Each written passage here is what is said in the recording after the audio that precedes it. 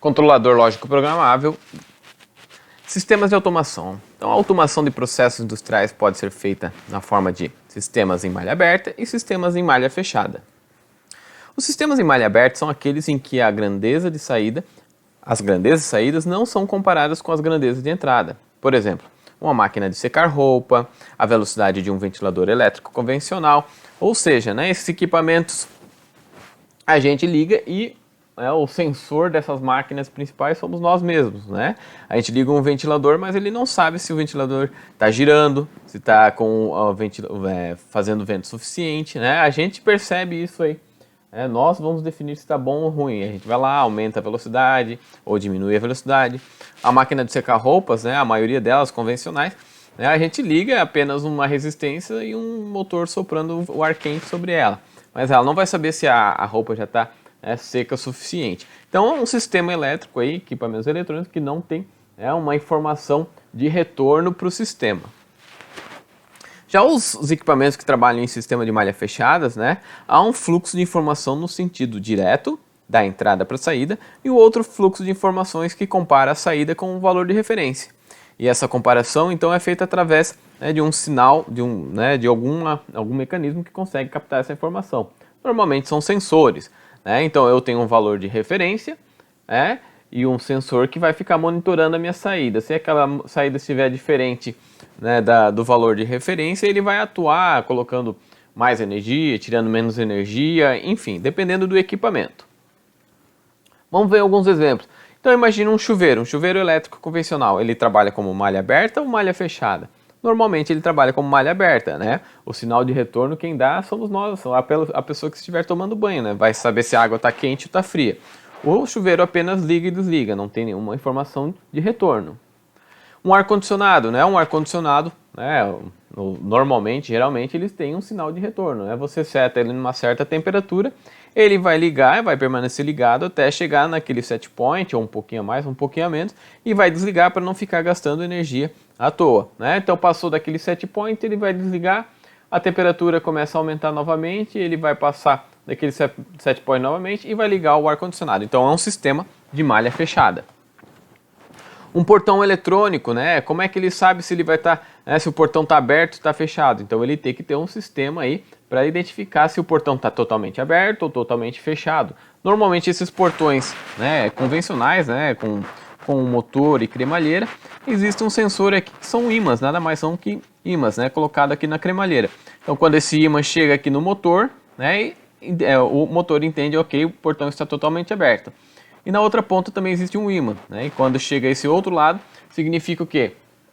Que o portão está fechado e ele deve desligar o motor, Outras formas, de segurança também sobre corrente, Então se o motor fecha, por alguma razão falha o sensor, o motor tenta fechar novamente o portão, vai haver um incremento na corrente, ou uma pessoa está presa ali dentro entre o portão e o que acontece? A corrente vai aumentar porque vai ter um esforço a mais, e o sistema eletrônico também percebe isso e para o motor. Então, é um sistema de malha fechada porque ele consegue capturar informações da saída.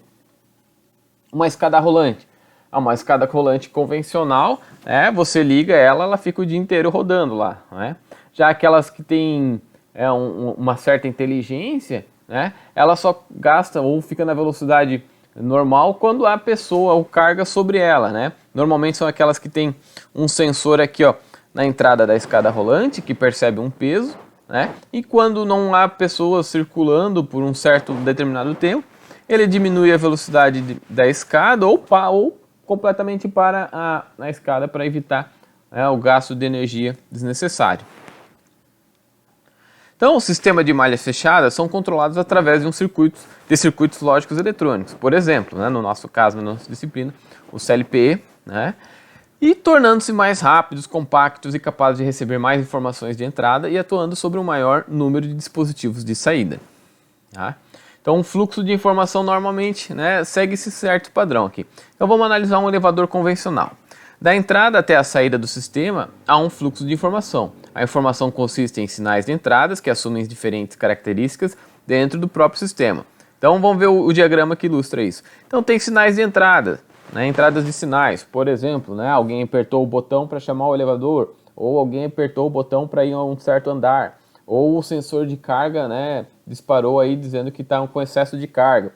E essas informações externas aí que são capturadas por sensores. Esses sinais então são enviados aí para o processamento, né, de sinal, tá? Ou a placa dedicada, um microcontrolador, um CLP, enfim, um circuito eletrônico. Faz a conversão desses sinais aí, né, de acordo com o que foi, né, calculado, programado pelo sistema de controle e faz atuar o sistema, né, utiliza os atuadores. No caso de um elevador pode ser o fechamento da porta, pode ser, né, o acionamento do motor para levantar o elevador, pode ser, enfim, o acionamento do ventilador ou do ar-condicionado interno do elevador, tá?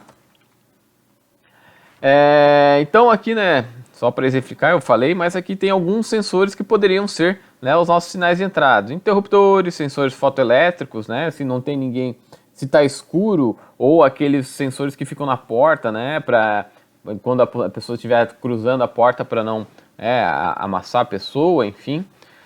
Sensores de carga, para ver se está o sobrepeso no elevador. De velocidade, né, para ver qual é a velocidade que o elevador está indo, passando principalmente aqueles prédios grandes, gigantes, né. Sensor de posição, obviamente, para ver se ele está no local certo, ele não vai abrir a porta se não estiver no local certo.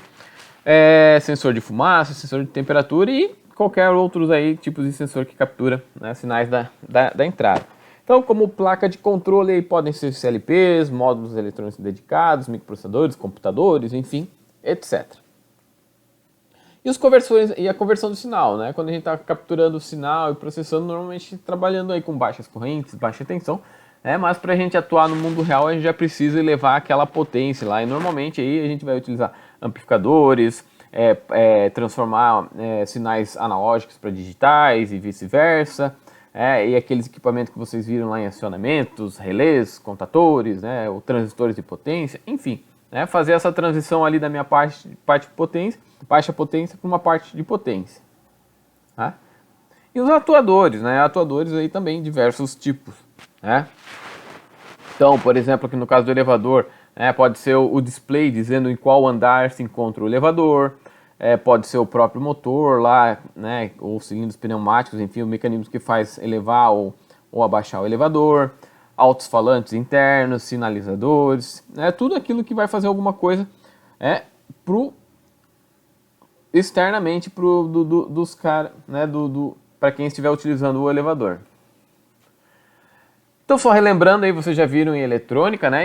A nossa natureza aí principalmente trabalha com sinais tipos analógicos, né? O que seria analógico? Né? Seria aquele sinal que varia, né? Pode ter valores infinitos aí dentro de um espaço, né? Ele não vai assumir somente alguns valores fixos, né? Se a gente olhar uma curva de um sinal analógico, sei lá, temperatura, pressão, enfim, velocidade, tudo eu posso ter, né, intervalos infinitos de valores, tá? Mas nossos sistemas eletrônicos aí não conseguem trabalhar, fazer cálculos, enfim, com esses sinais aí normalmente. Então, basicamente, a gente vai precisar aí de transformação, né, desse tipo de sinal analógico aí para os nossos carinhas digitais, né? E existem algumas tipos de transformação, né? Ele pode ser feito, pegar aquele meu sinal analógico, fazer uma captura por amostragem, né? Eu vou quebrando aquela faixa contínua de valores e vou colocando em certos valores. Por exemplo, aqui nessa figura aqui a gente está vendo dois gráficos, né? O gráfico de pressão, né? De algum sensor, por exemplo. Então, analogicamente falando, é aquela curva ali, né? Totalmente preenchida, né? Só que eu posso pegar esse valor e amostrar, né? Eu pegar meu sistema eletrônico e capturar um valor de tensão em cada pontinho, a cada certo ponto dessa curva aí, né, e fazer uma amostragem desse sinal. Comparando essas duas imagens aqui, a gente percebe que a resolução, ou seja, quantos pontos por espaço de tempo eu consigo capturar desse valor, é melhor, né, se eu comparar com essa figura da direita, aqui que eu só tenho dois níveis aqui no mesmo período de tempo. Né? Então, dependendo daquilo que eu quero monitorar, um processo específico, vai depender o quão você precisa saber, quão profundo você precisa saber daquela informação. Se você precisa saber essa informação, por exemplo, uma pressão em tempos muito pequenos, né, por exemplo, para evitar que, sei lá, eu estou fabricando algum tipo de produto químico que se passar de uma certa pressão pode criar um risco, então é importante aí que eu tenha, né, um monitoramento bastante constante. Talvez uma grande amostragem seria melhor. Agora, se é um outro processo lá que a pressão não vai interferir tanto, né, mas é necessário monitorar, talvez aí um outro sistema aí com menos, né, resolução já seja o suficiente, né? Principalmente o que vai impactar isso aí é mais em custos financeiros, né? O sinal binário aí, o que vocês já vêm trabalhando com eletrônica, né, significa o quê? Que ele tem dois níveis, né? On-off, ligado, desligado, né? Então sempre é um botão acionado, um botão não acionado, né? Aí são exemplos aí de sinais digitais binário, por exemplo, né? Bi ele só vai ter dois estados, né? Aqui então um exemplo aqui, a mesma curva da pressão que a gente viu anteriormente, lá mostrada como uma escadinha, aqui eu estou mostrando ele somente com dois níveis, né? O ligado e desligado. Então significa o quê? Que a gente tem um set da pressão que a gente identifica até um valor, ok, até esse valor aqui a gente considera zero, né? Passou a gente tem uma faixa de transição entre esse nível e o outro, é um limbo, né? Ou seja, o sistema pode interpretar como quiser, ou seja, é aquela faixa de transição, e a partir de um certo ponto, de certeza, ele vai identificar como o outro valor, né? Um valor unitário, ali, o valor binário 1, por exemplo. Tá? Então, pessoal, isso aí é só para vocês relembrarem, para ver o conceito de sistema de malha aberta, sistema de malha fechada, tá? E eu proponho um exercício para vocês, né? Identifique um sistema de automação que possua as características mencionadas nessa aula. Descreva de forma sucinta, por exemplo, um diagrama de blocos, esquema, desenho, né, do jeito aí que você achar melhor. Tá? Identifique aí os atuadores, os sensores e os controladores, né, presentes no sistema. Né? Podem pegar qualquer equipamento, qualquer máquina, tá? Um eletrodoméstico, tudo, qualquer coisa, tá, pessoal? Mas desde que vocês consigam identificar aí quem são os sensores, quem são os atuadores, e qual é o sistema que controla esse equipamento, né? Ah, vou pegar uma cafeteira. Oxa vida, vamos ver quais sensores que poderia ter nessa cafeteira. Talvez sensor de temperatura, talvez um sensor de nível, talvez um sensor de falta de água, um sensor de falta de pó de café, não sei, talvez a sua cafeteira seja mais incrementada. Qual que seria o atuador? Ah, seria a resistência para esquentar a água, seria uma bombinha para jogar água para dentro da garrafa. Não sei, tô aqui viajando. E qual que seria o controlador? Ah, talvez seja um controlador bem simples, é só um termostato, ou seria uma placa eletrônica dedicada. Enfim, escolha um equipamento aí legal, né, que vocês conseguem encontrar esses três carinhas aí, os sensores, atuadores e a placa de controle. Tá certo? Obrigado e até mais.